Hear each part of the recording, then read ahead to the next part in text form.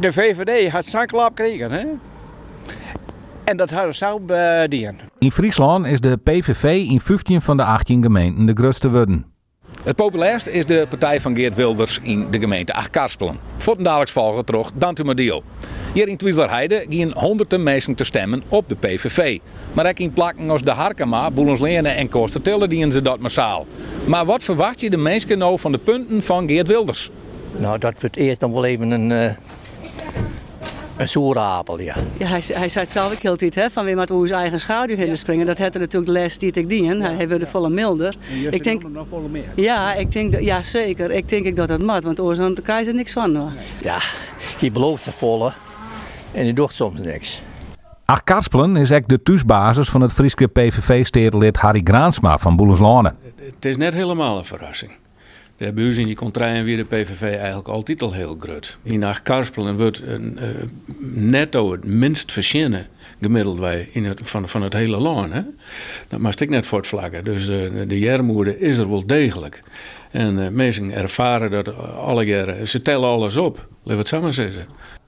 Het land had sprutsen. Ze willen PVV. Maar wat voor kabinet komt er? Dat vreeg het Marten van der Veen, oud-FNP-wethouder en inwoner van Twieslerheide, hem thuis onder de keukentafel ook al. Ben hier per ding verkeerd gaan. Ja, en dan denk ik, nou ja, het maar oors. En dan Wilders maar. Wordt het oors, denk je al? Nou, het wordt altijd wel wat oors. Maar het is maar de vraag of het met Wilders oors wordt. En dat betwijfel ik ten eerste. Kist die oude vregen uit Duitsland wel te redden is misschien. Maar goed, we gaan dus uiterst de best doen om er nou van te meiden wat er van te meiden is. Maar het is net van de laatste 4 jaar hè, dat het totaal misgaat. Ik zeg wel eens, dat is Pim Fortuyn die joeg al aan dat het hartstikke op een kop verkeerd gaat. En waar heeft op gestemd? PVV. PVV? Ja. Maar dat wist eigenlijk net waarom. Nou ja, jawel. Wel deels, zeg maar. Maar er zijn vast ook punten die niet goed zijn. Maar ja, dat hebben ze ook allemaal wel weer. Duidelijk is wel dat er aanrekken is met het oude beleid. Het kabinet stroekelde bij gelijks over de taslagenaffaire. Vaat Dupierre Anouska de Vries van Gariep viel het of breekt er een oor tiertrak aan. En natuurlijk ga ik stille hoop dat Wilders de verhoringen weer te brengen en dat er snelheid komt.